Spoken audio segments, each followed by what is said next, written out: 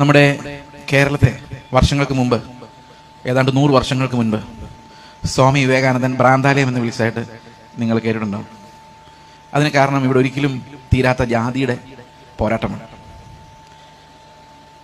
ഈ ഭ്രാന്താലയം ഇപ്പോഴും തുടരുന്നു എന്നുള്ളതാണ് നമ്മൾ ചുറ്റും നോക്കുമ്പോൾ കാണുന്നത്.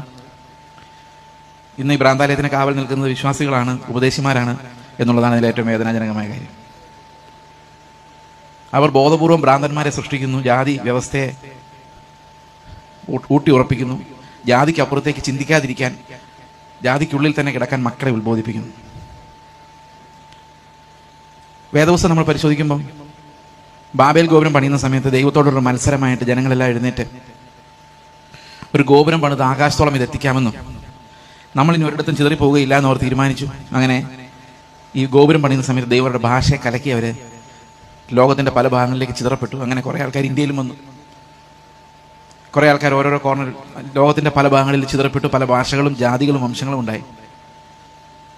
എന്നാൽ ദൈവത്തിൻ്റെ ഉദ്ദേശം യേശുക്രിസ്തുവിൽ പിന്നെയും എല്ലാവരെയും ഒന്നായി ചേർക്കുക എന്നുള്ളതായതുകൊണ്ട് കർത്താവ് മരിച്ച് ഉയർത്തെഴുന്നേറ്റ് പുനരുത്ഥാനം ചെയ്ത് സ്വർഗത്തിൽ പോയ ശേഷം അവൻ പരിശുദ്ധാത്മാവിനെ നൽകുകയും പരിശുദ്ധാത്മാവിനെ കാത്തിരിക്കുന്ന ആദ്യത്തെ സന്ദർഭത്തിൽ അവർ ആ മാളിക മുറിയിൽ ഒന്നിച്ചു കൂടിയപ്പോൾ ദൈവത്തിൻ്റെ ആത്മാവ് അവരുടെ മേൽ വരികയും അവർ അന്യഭാഷകളിൽ സംസാരിക്കുകയും അന്യഭാഷകൾ സംസാരിച്ചപ്പോൾ അവിടെ ദേശത്തുള്ള എല്ലാവരും അവരവരുടെ ഭാഷകളിൽ അത് കേൾക്കുകയും ആ ബാബേലിൽ സംഭവിച്ച ശാപം, ചിതറൽ, പെന്തക്കോസ്തിൻ്റെ നാളിൽ അതൊന്നായി എല്ലാവരുടെയും ഭാഷ ഒന്നാകുന്ന ആ ഒരു റീയൂണിയൻ, ഹ്യൂമാനിറ്റിയുടെ reunion under the headship of Christ, Kristu എന്ന തലയുടെ കീഴിലുള്ള സകല മനുഷ്യരും ഒരുപോലെയാണ് എന്നുള്ള ആ ഒരു സന്ദേശം, ഒരേ ഭാഷ എല്ലാവർക്കും മനസ്സിലാകുന്ന രീതിയിൽ പരിശുദ്ധാത്മാവ് ഒന്നിപ്പിക്കുന്നു. 1 കൊരിന്ത്യർ ലേഖനം അതിൻ്റെ 12-ാം അധ്യായത്തിൻ്റെ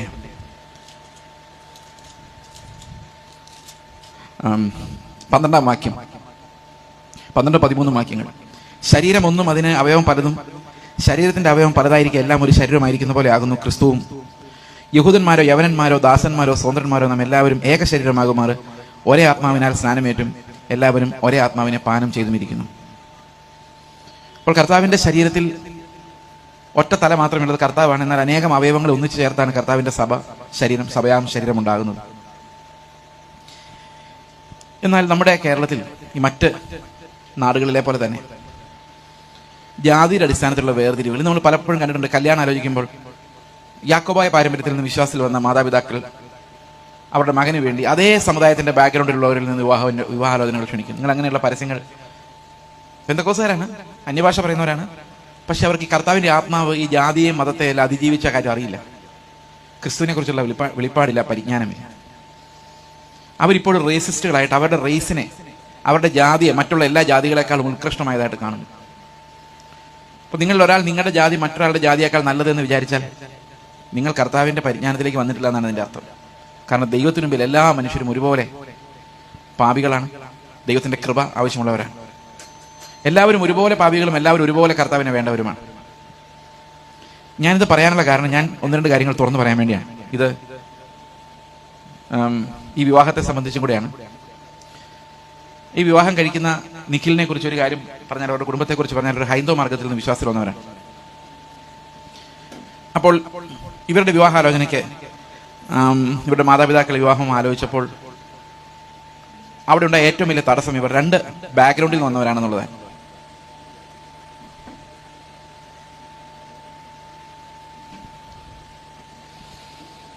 ഈ 2 ബാക്ക്ഗ്രൗണ്ടിൽ നിന്ന് വന്നവർ തമ്മിൽ വിവാഹം കഴിക്കാൻ പാടില്ല എന്ന് ഒരു അലിഖിത നിയമം ഉള്ളതുപോലെയാണ് ഈ സെൻട്രൽ ട്രാവൻകൂറിലെ ക്രിസ്ത്യാനികളുടെ ഇടയിലുള്ള ആചാരങ്ങൾ. ഇത് ഞങ്ങൾ 3-ാമത്തെ പ്രാവശ്യമാണ്, 2-ാമത്തെ പ്രാവശ്യമാണ് ഈ വർഷം ഞങ്ങൾ ഇതേ ക്രൈസിസിനെ നേരിടുന്നത്. ഹൈന്ദവ മാർഗത്തിൽ നിന്ന് വിശ്വാസത്തിൽ വന്ന ആൾക്കാരും ഇവിടെ പരമ്പരാഗത ക്രിസ്ത്യാനികളുടെ കൂട്ടത്തിൽ നിന്ന് വിശ്വാസത്തിൽ വന്നവരും തമ്മിൽ വിവാഹത്തിലൂടെ യോജിക്കരുത് എന്നുള്ള ഒരു എഴുതപ്പെടാത്ത പ്രമാണം നടക്കുന്നു എന്നുള്ളതാണ് ഇതിൽ ഏറ്റവും ദുഃഖകരമായ കാര്യം. പ്രിയ സഹോദരങ്ങളെ, ഈ കർത്താവ് കൂട്ടിയോജിപ്പിച്ച ആ ഒരു വലിയ ഹ്യൂമാനിറ്റിയുടെ ആ സിംഗിൾനെസ്, അതിൻ്റെ യുണീക്ക്നെസ്, അതിൻ്റെ വണ്ണസിനെ തകർക്കുന്ന ക്രൂരരും ദുഷ്ടന്മാരുമായ ഈ കൂട്ടം ആണിന്ന് സഭകൾ നടത്തിക്കൊണ്ടു പോകുന്നുള്ളത് എത്രയോ ദുഃഖകരമാണ്. ഈ വിവാഹത്തിൽ ഇങ്ങനെയൊരു ഹൈന്ദവ ബാക്ക്ഗ്രൗണ്ടിൽ നിന്ന് വന്ന ഒരാളെന്നുള്ള നിലയിൽ ഇവരുടെ പിതാവ് ഇവരുടെ സെൻട്രൽ പാസ്റ്ററുമായിട്ട് സംസാരിച്ചപ്പോൾ സെൻട്രൽ പാസ്റ്റർ പറഞ്ഞു, ഈ കല്യാണത്തിന് നിങ്ങൾ കൂട്ടുനിന്നാൽ ഞാൻ നിങ്ങൾക്ക് സഭ തരില്ല എന്നാണ്. അവർ പറയുന്നത് IPCയിലും PYPയിലും ഒക്കെ ആക്റ്റീവായിട്ടിരുന്ന ഒരു കുട്ടി ഒരു ഹൈന്ദവ മാർഗത്തിൽ നിന്നുള്ള ഒരാളെ വിവാഹം കഴിച്ച പലതൊരു മോശം മാതൃകയാണ് അത്ര. എത്രയോ നാളായിട്ട് സുവിശേഷം പറയുന്നത്, എത്രയോ നാളായിട്ട് വിശ്വാസത്തിൽ വന്ന ആൾക്കാരെ കുറിച്ചാണ് ഈ പറയുന്നത്. ഞാനും ഒരു മിശ്രവിവാഹിതനാണ്, എൻ്റെ ഭാര്യയും ഹൈന്ദവ മാർഗത്തിൽ വന്ന ആളാണ്. അത് ഞങ്ങളുടെ സഭയിലെ 2 സഹോദരന്മാരെ ഈ സെൻട്രൽ പാസ്റ്ററെ നേരിട്ട് പോയി കണ്ടു. ഈ സെൻട്രൽ പാസ്റ്ററെ നേരിട്ട് പോയി കണ്ടപ്പോൾ അദ്ദേഹം പറഞ്ഞത്, ഒരു കാരണവശാൽ ഇങ്ങനെയുള്ള കല്യാണങ്ങൾ അനുവദിക്കാൻ പറ്റത്തില്ല, അത് ശാപമാണ്.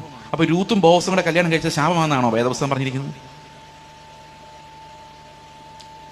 എന്നിട്ട് ഇവരെ കെട്ടിപ്പിടിച്ച് ശപിച്ചിട്ട് വിട്ടു. ഇതിന് കൂട്ടുനിൽക്കുന്നവരെല്ലാം ഇതുപോലെ തന്നെ അനർത്ഥങ്ങൾ അനുഭവിക്കുന്നുള്ള രീതിയിൽ പറഞ്ഞു വിട്ടു. ഇത് ഈ മല്ലപ്പള്ളിയിൽ നടക്കുന്ന കാര്യമാണ്. ഇതുപോലെ ദുഷ്ടന്മാരായ കർത്താവിന്റെ പേരെടുത്ത് നടക്കുന്ന, സഹോദരനെ സ്നേഹിക്കാത്ത, അവരെ കാണുമ്പോൾ അവരെ വേറൊരു വിഭാഗമെന്ന് കരുതുന്ന ദുഷ്ടന്മാരും കർത്താവിനെ അറിയാത്തവരുമായ ഈ പുരോഹിത വൃന്ദമാണ് അന്നും ക്രിസ്തുവിനെ ക്രൂശിച്ചത്. ഇന്ന് കർത്താവ് ക്രൂശിച്ചുയർത്തെഴുന്നേറ്റ് സ്വർഗത്തിൽ പോയ ശേഷം പുനരുത്ഥാന ശരീരത്തെ വീണ്ടും വിഭജിക്കാൻ, കർത്താവിന്റെ പുനരുത്ഥാനം ചെയ്ത ശരീരത്തെ വീണ്ടും ജാതിയുടെ അടിസ്ഥാനത്തിലും മതത്തിന്റെ അടിസ്ഥാനത്തിലും വിഭജിക്കുവാൻ ഇവർ ഒരുങ്ങുന്നു എന്നുള്ളത് എത്ര ധിക്കാരപരമാണ്. അതിൽ എനിക്കുള്ള വിഷമവും ബുദ്ധിമുട്ടും കൂടെ ഞാൻ ആദ്യം അറിയിക്കുകയാണ്. ഇത് കേൾക്കേണ്ടവരെല്ലാവരും കേൾക്കുമെന്ന് ഞാൻ വിചാരിക്കുന്നു. ഇതിനകത്തൊരു ക്രൂരത കൂടിയുണ്ട്, ജസ്റ്റ് പ്ലെയിൻ ക്രൂവൽറ്റി. ഒരു ഹൈന്ദവ മാർഗം ഒരാൾ വിശ്വാസി വരുന്നു, അല്ലെങ്കിൽ ഇസ്ലാമിൽ നിന്ന് ഒരാൾ വിശ്വാസി വരുന്നു. അവരിറങ്ങി വരുമ്പോൾ അവരുടെ വീട് അവരെ ഉപേക്ഷിക്കുന്നു. ഇവരുടെ ആഭരണമല്ല ഒരു പെൺപിള്ളേരെ. ഇതിപ്പോൾ ഒരു ആൺകുട്ടി ആയതുകൊണ്ട് there is some advantage. ഒരു പെൺകുട്ടി ഇറങ്ങി വന്നു കഴിഞ്ഞാൽ ആഭരണം ഊരി വെള്ളവസ്ത്രം ധരിച്ച് അവർ ഈ പെന്തിക്കോസ്കാരുടെ കൂടും. അപ്പോൾ ഇനി അവർക്ക് ഈ പെൺകുട്ടിയുടെ കല്യാണം ആലോചിക്കാൻ പറ്റില്ല. എന്നാൽ ഇവിടെ ഉള്ള ആരും കല്യാണം കഴിക്കുകയില്ല. അപ്പോൾ അവർ എങ്ങോട്ട് മുമ്പോട്ട് പോകണമെന്ന് അറിയാൻ വയ്യാത്തൊരു പ്രതിസന്ധി. എന്നാൽ പിന്നെ ഇവരുടെ സുവിശേഷം പറയാൻ പോകാതിരിക്കണ്ടേ? അപ്പോൾ ആൾക്കാരെ കൂടണം. പക്ഷേ ഇവരെ നമ്മുടെ കൂട്ടത്തിലേക്ക് കൂട്ടാൻ പറ്റത്തില്ല. ക്രിസ്തുവിന്റെ സ്നേഹം അവിടെ ആകുമ്പോൾ ബ്ലോക്കാവും. ഞാനിത് പറയുന്നത് ശരിക്കും ഈ 3-4 ദിവസമായിട്ട് എൻ്റെ ഉള്ളിൽ കിടക്കുന്ന ഒരു വേദനയാണ്. ഞാൻ ഇതിനെക്കുറിച്ച് കർത്താവിൻ്റെ പ്രാർത്ഥിച്ചപ്പോൾ കർത്താവ് പറഞ്ഞത് എൻ്റെ അപമാനമാണതെന്നാണ്.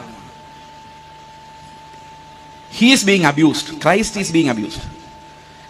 കർത്താവിൻ്റെ നാമത്തെ ദുഷിക്കുകയും കർത്താവിൻ്റെ സ്നേഹത്തെ മറച്ചു കളയുകയും. എത്രയോ, ഞാൻ കല്യാണം കഴിഞ്ഞ് 22 വർഷമായി, 23-ാം വർഷമാണ്. എത്രയോ നാളുകൾക്ക് ശേഷം, 10-15 വർഷങ്ങൾക്ക് ശേഷമാണ് എൻ്റെ ഒരു സുഹൃത്ത്, എൻ്റെ ഒരു ബന്ധു എന്നോട് പറയുന്നത്, നിങ്ങൾ ഹിന്ദുവിനെ അല്ലേ കല്യാണം കഴിച്ചു? ഞാൻ പറഞ്ഞു, ഞാൻ ഇവിടെ ഹിന്ദുവിനെ കല്യാണം കഴിച്ചു. She was already a missionary, she was working in missions. ഈ ഒരു കാര്യം, അതുകൊണ്ട് പ്രിയ സഹോദരങ്ങളെ, യൗവനക്കാരെ, നിങ്ങൾ ഇപ്പോഴും നിങ്ങളുടെ ജാതിയും കുലവും നോക്കി പോകുന്നവരെങ്കിൽ നിങ്ങൾ കർത്താവിൻ്റെ ശരീരത്തെ വീണ്ടും ക്രൂശിക്കുന്നവരാണ്. സകലതിനെയും ക്രിസ്തുവിൽ ഒന്നായി ചേർക്കുക എന്നുള്ള പിതാവിൻ്റെ ഹിതത്തിനെതിരെ നമ്മൾ മത്സരിക്കുകയാണ് എന്നുള്ള കാര്യം ഞാൻ ഓർമ്മിപ്പിക്കുകയാണ്. ഈ 21-ാം നൂറ്റാണ്ടിൽ ഇങ്ങനെ ചിന്തിക്കുന്നവരുണ്ടെന്നും അങ്ങനെ ചിന്തിക്കുന്നവരാണ് ഈ സഭകളെ, പ്രത്യേകിച്ച് പത്തനംതിട്ട ജില്ലയിൽ ഈ സെൻട്രൽ ട്രാവൻകൂറിൽ നടത്തിക്കൊണ്ട് പോകുന്നു എന്നുള്ളത് എത്ര ലജ്ജാകരമായ ഒരു സാഹചര്യമാണ് നമ്മുടെ. അവർ വലിയ ജ്ഞാനികളായി അഭിനയിക്കുകയും വളരെ ദുഷ്ടത പ്രവർത്തിക്കുകയും ക്രിസ്തുവിൻ്റെ ശരീരത്തെ അപമാനിക്കുകയും ചെയ്തുകൊണ്ടിരിക്കുകയാണ് എന്നുള്ളത്. അതുകൊണ്ട് തന്നെ ഞങ്ങൾക്ക് വളരെ അഭിമാനമുണ്ട് വിവാഹം ഇങ്ങനെ നടത്തുവാൻ ദൈവം ഞങ്ങൾക്ക് ഇടയാക്കിയതിനായി ഞാൻ ദൈവത്തെ സ്തോത്രം ചെയ്യുന്നു. ഇവര് വിവാഹം കഴിക്കാൻ തയ്യാറായതിലും ഞാൻ ദൈവത്തെ സ്തോത്രം ചെയ്യുന്നു. അതിന് ഒപ്പം നിന്ന് എല്ലാവരും ഓർത്ത് കർത്താവിനെ സ്തോത്രം ചെയ്യുന്നു. ദൈവം എല്ലാവരും അനുഗ്രഹിക്കുമാറാകട്ടെ. ഇനി നമുക്ക് വിവാഹത്തിന്റെ കാര്യത്തിലേക്ക് കടക്കാം.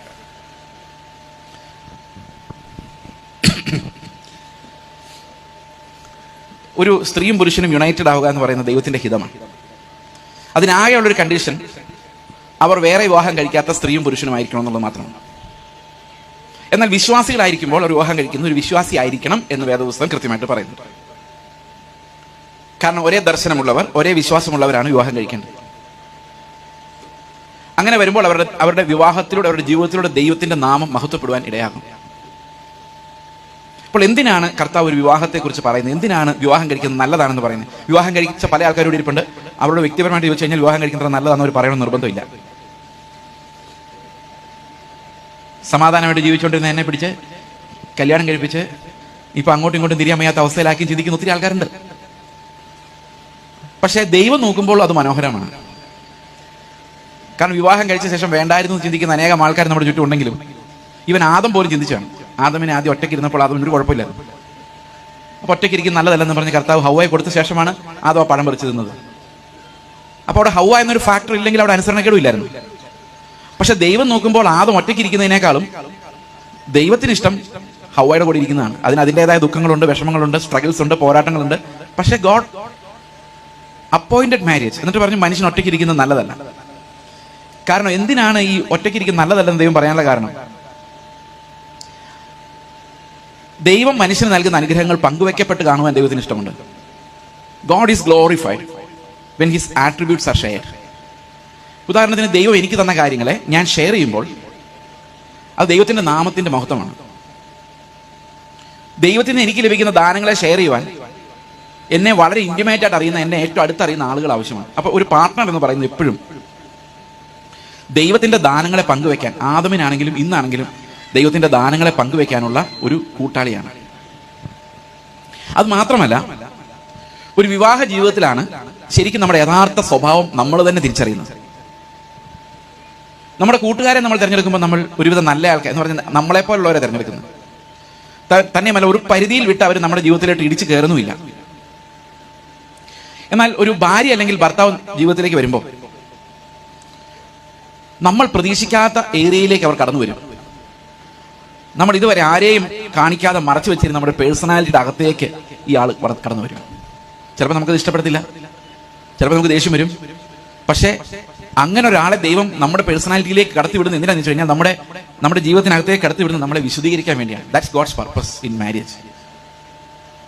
ചിലപ്പം ഞാൻ വിചാരിക്കും, അയ്യോ ഈ കല്യാണം ഒട്ടും വർക്ക് ചെയ്യുന്നില്ലെന്ന് ഞാൻ വിചാരിച്ചാലും ദൈവം അത് മനോഹരമായി വർക്ക് ചെയ്യിപ്പിക്കും. കാരണം ദൈവം നോക്കുമ്പോൾ നമ്മളെ വിശുദ്ധീകരിക്കാൻ അത് ഏറ്റവും നല്ല ഒരു കാര്യമായിരിക്കും. അപ്പോൾ വിവാഹത്തെക്കുറിച്ച് ചിന്തിക്കുമ്പോൾ നമ്മൾ ചിന്തിക്കേണ്ട ഒരു പ്രധാനപ്പെട്ട കാര്യം, 2-3 കാര്യങ്ങൾ ഞാൻ പറഞ്ഞ് അവസാനിപ്പിക്കാൻ ആഗ്രഹിക്കുന്നു.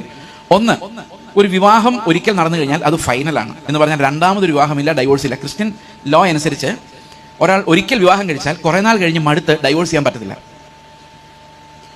മരണം നമ്മെ വേർപിരിക്കുന്നത് വരെ അങ്ങനെ ഒരു ഉടമ്പടിയിലാണ് ഈ വിവാഹം കഴിക്കാൻ പോകുന്നത്. സാധാരണഗതിയിൽ നമ്മൾ വിവാഹം നടക്കുമ്പോൾ പല ചടങ്ങുകളുണ്ട്. താലി കെട്ടുക, അല്ലെങ്കിൽ മോതിരമിടുക, ഇങ്ങനെയൊക്കെയുള്ള, അല്ലെങ്കിൽ തീക്ക് ചുറ്റും വലം വെക്കുക, ഇങ്ങനെയുള്ള പല പല കാര്യങ്ങൾ ചെയ്യുന്നവരുണ്ട്. പക്ഷെ ഇവിടെ നമ്മൾ അതൊന്നുമല്ല പറയുന്നത്. നിത്യനായ ദൈവത്തിന് മുമ്പിൽ, അവന്റെ സഭയുടെ മുൻപിൽ മരണം നമ്മെ വേർപിരിക്കുന്നത് വരെ എന്നുള്ള ഒരു ഉടമ്പടി എടുത്താണ് അവർ വിവാഹിതരാകുന്നത്. ആ ഉടമ്പടിയാണ് അവർ വിവാഹിതരാക്കുന്നത്. ഈ ഉടമ്പടിയിൽ ഒരിക്കൽ പ്രവേശിച്ചു കഴിഞ്ഞാൽ മരണത്താലല്ലാതെ ആ ഉടമ്പടിയിൽ നിന്ന് മാറുവാൻ സാധിക്കില്ല. അപ്പൊ കുറെ കഴിയുമ്പോൾ ഡൈവോഴ്സ് ആയി എന്ന് പറഞ്ഞിട്ട് കാര്യമില്ല. കാരണം മരണം വേർപിരിക്കുന്ന വരെയുള്ള ഒരു ഉടമ്പടി സ്വർഗത്തിലിരിക്കെ ഇവിടെ മനുഷ്യർ തമ്മിൽ ഡൈവോഴ്സ് ആക്കിയാലും ഈ സ്വർഗത്തിൽ ഉടമ്പടി മാറുകയില്ല. അതുകൊണ്ട് ഡൈവോഴ്സായി വേറെ വിവാഹം കഴിച്ചാലും അത് വ്യഭിചാരമല്ലാതെ ഒരിക്കലും ഒരു വിവാഹമാവുകയില്ല. വിവാഹം ഒന്നേ ഉള്ളൂ, മരണത്താൽ മാത്രമേ വേറൊരു വിവാഹം സാധിക്കുകയുള്ളൂ.